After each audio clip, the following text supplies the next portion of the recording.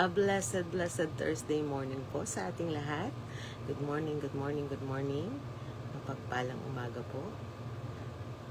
Today is July 2. Ayan. Okay. Kahapon, no, nag-start tayo no, ng ating introduction nitong ating bagong series, topic na tatalakayin natin every Mondays to Friday, no, sa loob ng buong buwan ng July. Ayan. Hinihintay ko lang po na i-share ng aking anak yung ating live. Ayan. So muli mapagpalang umaga po sa ating lahat. Good morning kay Sister Joy at sa lahat ng mga kasama mo sa iyong tahanan. A blessed, blessed morning sa inyo. Kung kayo man, kung ikaw man ay nasa iyong tahanan o ikaw man ay nasa iyong trabaho, ayan, so God bless po sa inyo. At sa ating pag-uumpisa, tayo ay magsimula na ng ating gawain sa umagang ito. Welcome po sa ating Seeking God in the Morning. Ayan, ito ang ating daily morning devotion. At sa ating pagpapatuloy, hilingin ko po ulit ang bawat isa na tayo ay yumuko at manalangin. Panginoon naming Diyos na makapangyarihan sa lahat, Ama, maraming salamat po ulit sa napakagandang umaga na ito na kaloob mo sa bawat isa sa amin. Maraming salamat, Panginoon, sa panibagong kalakasan na taglay namin at sa pagkakataon, Panginoon, na muli kami ay magbubulay-bulay sa iyong banal na salita. Patuloy mo po kaming kasyahan ng iyong banal na Espiritu, Ama. Samahan mo po kami sa gawain na ito. Gabayan mo po ako, ang iyong lingkod na siyang mangunguna, Panginoon, sa morning devotion. At hinihiling ko na ikaw po nawa ang magkaloob sa akin ng karunungan, ng tamang salita, Panginoon, upang maipahayag ko ang iyong mga salita ng tama. At patuloy mo pong basbasan ng bawat isa na nakakasama namin online, mga nanonood din ng replay ng live na ito. Tulungan mo, Panginoon, ang lahat ng mga salitang naririnig sa gawain ito ay patuloy na ikalago ng buhay Kristiyano ng bawat isa. Inihiling ko rin, Panginoon, ang iyong mapagpalang haplos sa iyong mga anak na dumaraan sa mga pagkakasakit at mga pagsubok sa buhay. Tulungan mo, Panginoon, na mapagtagumpayan ng bawat isa ang mga pagsubok na ito at patuloy na papurihan ka. Ama, lagi mo po nawang linisin ang aming puso at isipan. Tulungan mo, Panginoon, na lagi kaming maging katanggap-tanggap sa iyong banal na harapan. At muli ang lahat ng ito'y dalangin namin sa matamis na pangalan ng Jesus. Amen. Amen. A blessed, blessed morning po ulit sa ating lahat. Kahapon, tayo ay nagkaroon ng introduction dito sa ating bagong topic, no, bagong series na pamagat ay Virtue in Action, The Quiet Power of a Godly Life. Ayan. So, nasa ulo ko na siya. Ayan. Ngayon dito, sa ating week 1, no, dito sa ngayong July 2, umpisahan natin itong ating topic na ito, no. Tayo ay papasok ulit sa 28 journey nitong topic na ito. At magkaroon muna tayo ng introduction para sa ating week 1 na ang pamagat is The Heart of Influence. Ang theme nito is redefining a quiet power. Influence, no? The influence measured by character, not volume. Yan. So, katulad ng binanggit natin kahapon, no? Yung ating topic, yung ating invitation kahapon, no? Ito ay para sa bawat isa sa atin, hindi lamang sa mga kababaihan. Ayan. At ang message, no, for today sa ating week 1. So again, no, welcome dito sa panibagong journey na ito, no. Today officially starts yung ating 28th journey. So for the next 7 days, we are entering itong ating week 1 nga na binanggit ko, The Heart of Influence. madalas nating mapagkamalan na ang influence ay ang kakayahang mag-utos, maging visible, o maging sentro ng atensyon.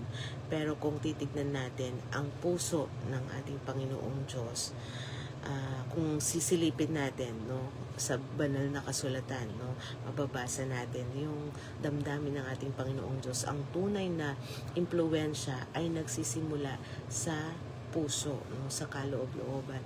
Ang isang pusong nakatago sa presensya ng ating Panginoong Diyos ay siyang naglalabas ng quiet power na kayang magpabago ng kapaligiran. So napakaganda nitong ating devotion na ito, no, na pagbubulay-bulayan natin itong buong buwan ng June. So sa linggong ito, susubukan natin na i-redefine yung ating pagkatao. No? We will stop asking paano ako mapapansin. Ang start asking natin ngayon, ang itatanong na natin ngayon, ano ang character na gusto ng Panginoong Diyos na mahubog sa akin? Yan. Katulad nga ng binanggit ko, no, sa panahon ngayon, ang mga tao ay nakafocus na doon sa pag-influence, o ang feeling nila kailangan meron silang maingay na boses, kailangan nakaka-catch agad sila ng attention.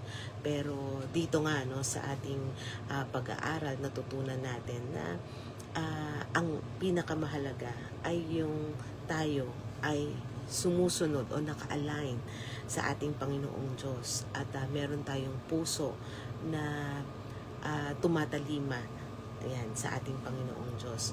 Ang layunin, no, ang layunin ng week 1 ay simple lang, no? To anchor our influence in character, not in volume, no? Yung talaga natin o itatag natin, no, yung impluwensya natin, yung character natin sa ating Panginoong Diyos. So sama-sama tayong matuto kung paano maging hidden figure na may malaking impact para sa kingdom of God. Ihanda na natin, no? Ihanda na ninyo yung inyong mga puso. Ihanda natin ang ating mga puso. Let's begin this week with a heart that is fully surrendered to our Lord. Ayan. So, start na tayo. Welcome sa ating day 1 na may pamagat na ang tunay na sukatan ng halaga. Ayan. Yan po ang title ng ating day 1. So, tulad ng dati, magbabasa muna tayo ng ating Bible verse na ating pagbabatayan. Babasahin ko ulit yung ating Bible verse na binasa kahapon, no? Napakahalaga na ito yung ating laging maalala dito sa ating mga topic, dito sa ating series. At ito ay matatagpuan sa unang Pedro Kapitulo 3 versikulo 4.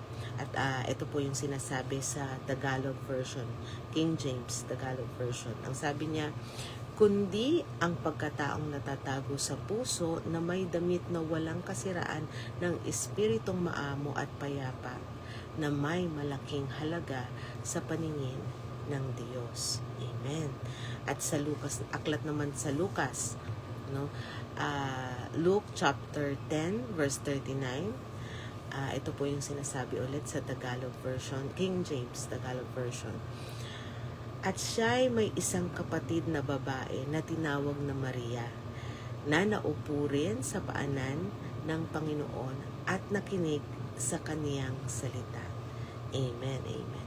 Pagpalain nawa ng Panginoong Diyos ang pagkabasa ng banal na kasulatan.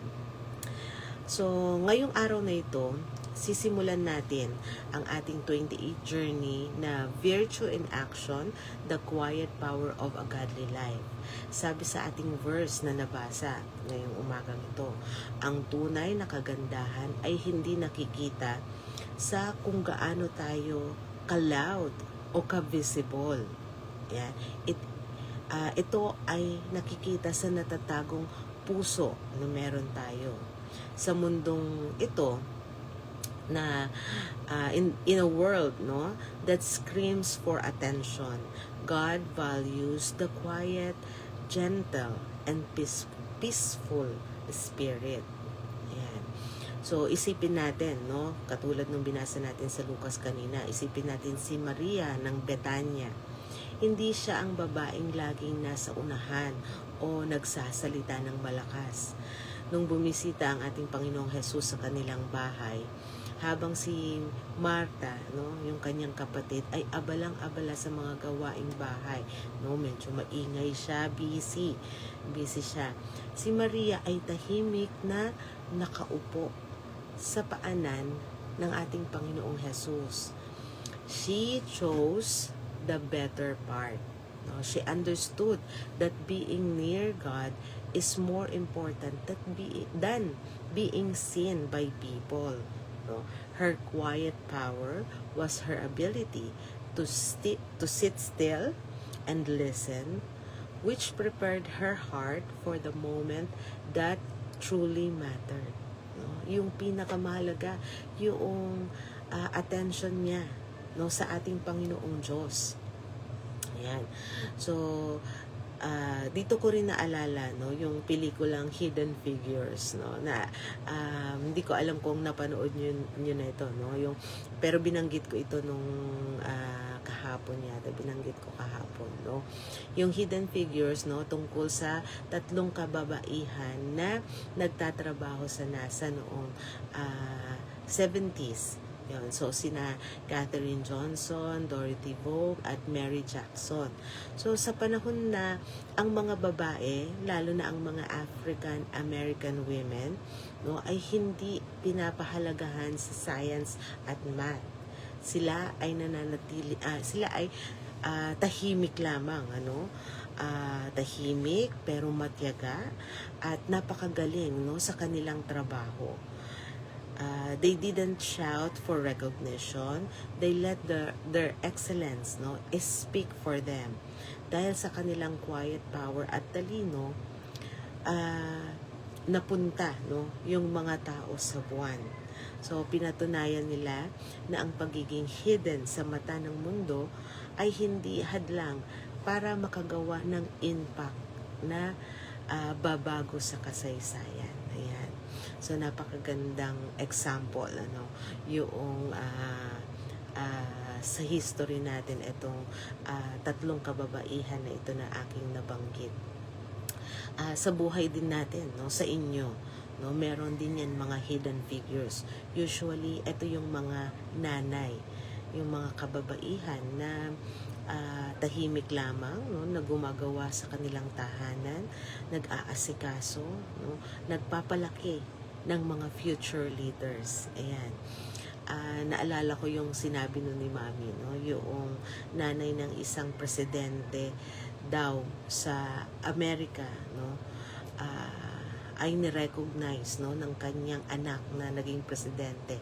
Ang sabi ng anak niyang presidente is the hands that rock the cradle, no, rules the world. Yun. Kasi nga, yung kanyang ina, no, na-recognize niya na hindi siya magiging isang mabuting pinuno ng bansa, kundi dahil sa kanyang pag-aaruga, no, ng kanyang ina. So, ang ating mga nanay, sila yung ating mga hidden figure, usually, no, sila yung ating mga hidden figures. Ayan. So, ngayon, napakagandang napagbulay-bulayan natin, no, dito sa ating bagong topic, no, na virtue in action. So, ngayong araw na ito, meron din tayong in-action challenge katulad ng nakasanayan na natin sa ating morning devotion. Ang hamon, no, para sa atin, maglaan tayo ng 10 to 15 minutes ng silent connection sa ating Panginoong Diyos, o yung ating pag-connect sa Kanya o pakikipag-ugnayan natin sa ating Panginoong Diyos ng tahimik. Walang music, walang distractions, walang social media. No, just sit in God's presence, in His presence. Katulad ni Maria, no, na binanggit natin kanina. Siya ay naupo lamang, no, sa sa harap ng ating Panginoong Diyos, nakinig, no, sa Kanya. Yung Kanyang full attention ay ifinocus niya, no, sa ating Panginoong Diyos. Tanungin natin, no, tanungin natin ang ating Panginoon, no, sa loob natin, sa ating sarili. Panginoon, ano po ang nais niyong sabihin sa akin sa araw na ito? Yan. Sa ating pag-connect sa Kanya, no, i-search natin, no, sa ating puso na gusto nating malaman mula sa ating Panginoong Diyos kung ano yung gusto niya, no, na sabihin sa atin. So, let's practice the power of listening. Ayan, napakagandang morning devotion ito na ating nasimulan. So, sa ating conclusion, ang pagiging hidden figure ay hindi nangangahulugan na tayo ay walang halaga. Sa paningin ng ating Panginoong Diyos, ang ating maamo at payapang espiritu ay walang kasiraan at may malaking halaga. Hindi natin kailangang maging maingay para mapansin. Kailangan lang nating maging tapat sa presensya ng ating Panginoong Diyos at gawin ang ating bahagi ng may kahusayan. Amen, amen. So, maraming salamat po ulit sa pagsama nyo sa atin, sa ating morning devotion at pag-uumpisa, no, nitong ating 28th series na Virtue in Action, the quiet power of a godly life. Ayan. So, muli, bago tayo magtapos dito sa ating morning devotion, tayo po ay yumuko at manalangin. Ama naming Diyos na makapangyarihan sa lahat, maraming salamat po, Ama, sa oras na ito, sa pagkakataon na ito, na muli kami ay nakatanggap ng iyong mensahe, Panginoon, na natutunan namin na ang kahalagahan ng pagiging tahimik sa iyong harapan, sa iyong presensya, at ang pagnanais naming mag-connect sa iyo, Panginoon, ang una at importante para kami, Panginoon, ay makapagpabago ng aming kapaligiran, maging mabuting influencer, Panginoon. Tulungan mo, Panginoon, na sa aming puso, sa aming character, ikaw ang kumilos, ikaw ang manguna, nawa ang banal na spirito ang patuloy na mag-guide sa amin, Panginoon, para patuloy naming saliksikin, Panginoon, ang iyong nais para sa buhay namin, Panginoon. Kung ano ang nais mo na gawin namin, Panginoon, ay yun po nawa ang aming masunod. Ama, patuloy din namin hinihiling na lagi mo po nawa kaming gawing karapat-dapat sa napakadami mo pong biyaya at pagpapala sa amin. At muli, ang lahat ng ito ay dalangin namin sa matamis na pangalan ni Jesus. Amen.